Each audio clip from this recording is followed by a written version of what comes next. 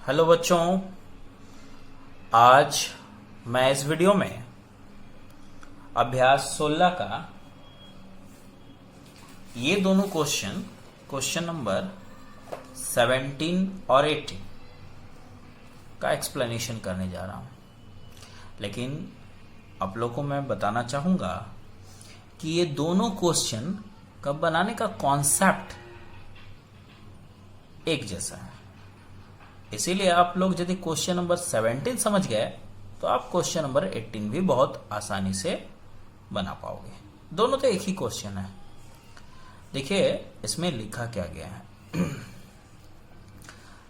महीम को साइकिल द्वारा 7 metre 5 decimetre वृत्ताकार रास्ते के बाहरी परिधि और भीतरी परिधि की दूरी तय करने में क्रम से 46 सेकंड और 44 सेकंड लगता है। इसका मतलब कि जो बाहरी परिधि है उसका चक्कर लगाने में महीम को 46 सेकंड लगता है, जबकि भीतरी परिधि में 44 सेकंड लगता है।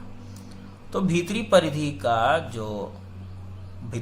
के लिए रास्ते का जो व्यास होगा वो कितना होगा, तो ये आपको चित्र के माध्यम से पहले मैं दिखा देता हूं। देखिए यहां पर एक वृत्ताकार रास्ता, यहां पर क्वेश्चन नंबर क्या है, ये 17।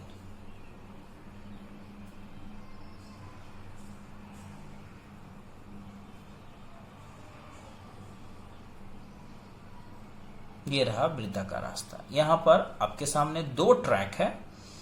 एक देखिए भीतरी परिधि, ये रहा, और जबकि ये बाहरी परिधि, यहां से ये वाला बाहरी परिधि।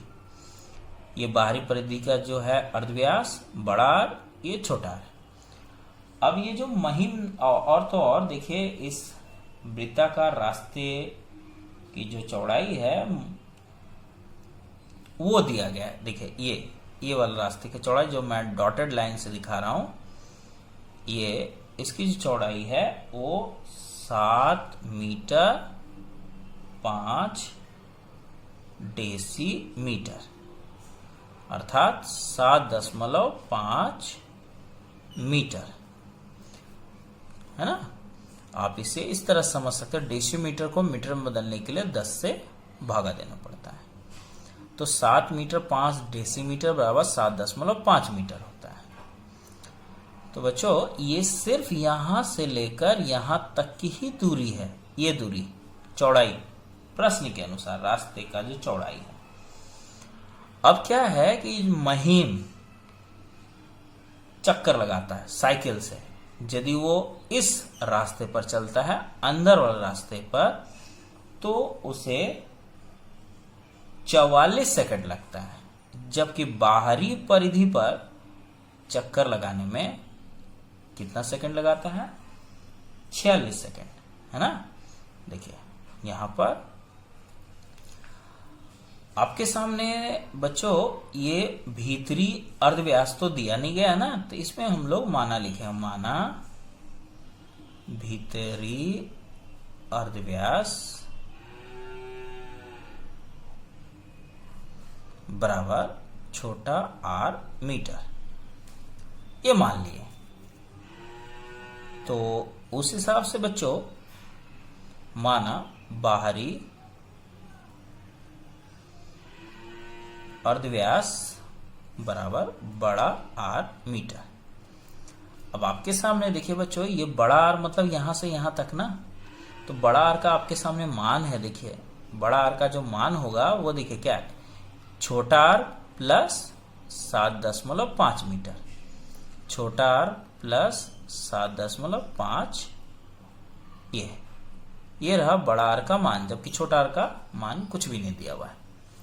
तो आपके सामने भीतरी अर्धव्यास और बाहरी अर्धव्यास यहां पर मिल गया। अब बच्चों यहां पर ये जो साइकिल चलाने वाला जो है महीम, बड़ा ही चालाक बंदा है। चालाकी किस लिए, क्योंकि छोटा वाला में भी चक्कर लगाता है, और जब उसका मन नहीं भरता है तो वो बड़ा वाला में भी चक्कर लगाता है। और चालाकी इस बात का है कि वो अपना चक्कर को देखता भी है कितना समय लगा रहा है। हम लोग तो चक्कर ही लगाते हैं, समय का तो कुछ हिसाब ही नहीं करते हैं, तो हम लोग हुए ना बेवकूफ। तो देखिए यहां पर आप लोग हमेशा याद रखना कि वृत्त की जो परिधि होगी वो हमेशा उसमें लगाए गए चक्कर के समय के अनुपात के बराबर होता है। मतलब आपको ये बात याद रखना। देखिए सबसे पहले ये बाहरी वृत्त, बाहरी वृत्त की परिधि बटा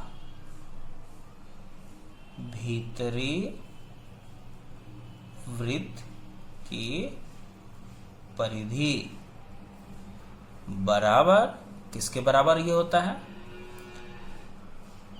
बाहरी वृत्त में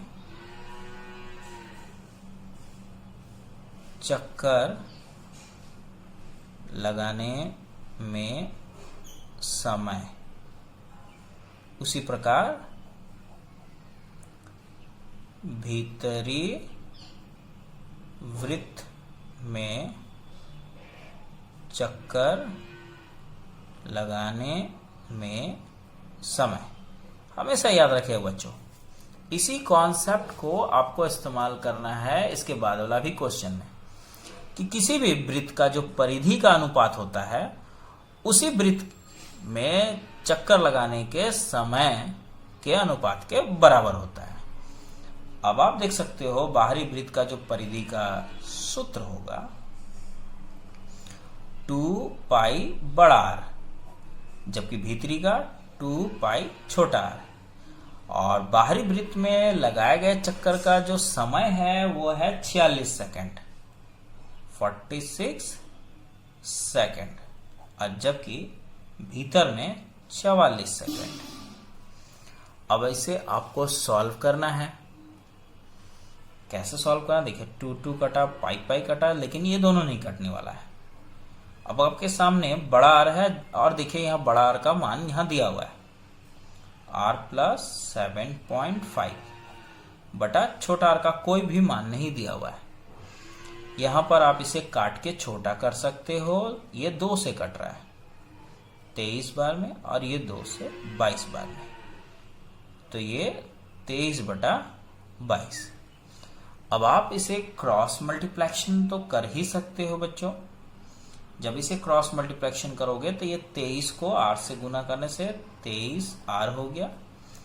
जबकि आप इसे यदि गुना करते हो क्रॉस मल्टीप्लेक्शन में ये, तो 22 को r से गुना करने पर ये 22r, जबकि 7.5 को आपको गुना करना है 22 से, तो आपको मिल जाएगा 165। आप इसे गुना करके देख लेना। अब आपके सामने ये देखिए 23 है, ये इधर आएगा तो 23r माइनस 22r बराबर 165। इस प्रकार 23 से 22 चला जाएगा तो सिर्फ r बचा, r बराबर 165 मीटर। तो बच्चों ये तो भीतरी अर्धव्यास है, जबकि प्रश्न में पूछा जा रहा है, देखिए यहां पर प्रश्न क्या पूछ रहा है हमसे, भीतरी परिधि के लिए रास्ते का व्यास, अर्थात भीतरी व्यास पूछा जा रहा है। तो भीतर का जो व्यास होगा, भीतरी व्यास, वो अर्धव्यास, देखिए भीतरी अर्धव्यास जब आ गया इसी को डबल कर देना है, अर्थात 165 गुने 2। अब 165 को 2 से गुना आप करते हो तो 330 मीटर मिल गया। ये रहा आंसर। तो यही कॉन्सेप्ट आपको बच्चों क्वेश्चन नंबर 18 में भी यूज करना। देखिए मैं आप लोगों को दिखाता हूं क्वेश्चन नंबर 18। देखिए यहां भी उसी तरह का क्वेश्चन है, क्या लिखा हुआ देखिए,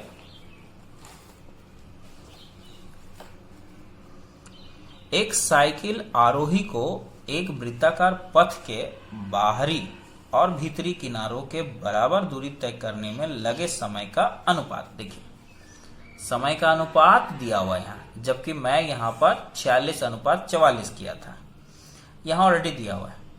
पथ की चौड़ाई 5 मीटर है, जबकि यहाँ 7.5 मीटर थी।